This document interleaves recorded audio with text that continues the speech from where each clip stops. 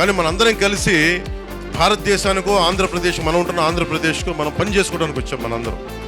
మనందరికీ ఏకాభిప్రాయం లేకపోవచ్చు అన్ని విషయాల మీద, కానీ ఎక్కువ శాతం ఏకాభిప్రాయం ఉండేలాగానే మనం ప్రయత్నాలు జరుగుతూ ఉంటాయి. ఈ పొత్తు కూడా అలాంటిదే. అన్నీ మనం ఏకీభవించాల్సిన అవసరం లేదు, అన్నీ మనం కూర్చొని యాక్సెప్ట్ చేయాల్సిన అవసరం లేదు. కానీ ఎక్కువ శాతం 70-80% అందరం ఏకీభవించే పరిస్థితులే ఉంటాయి.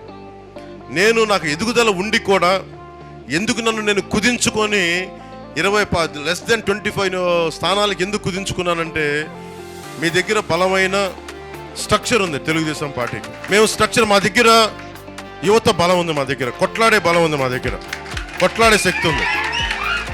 నేను మా యువత అందరికీ చెప్తుంటాను, మా మహిళా నాయకులు వాళ్ళందరికీ చెప్తుంటాం, మా నాయకులందరికీ చెప్తుంటాం, భారతీయ జనతా పార్టీని చూసి కానీ తెలుగుదేశం పార్టీని చూసి కానీ మనం నేర్చుకోవాల్సింది, ఇంతమంది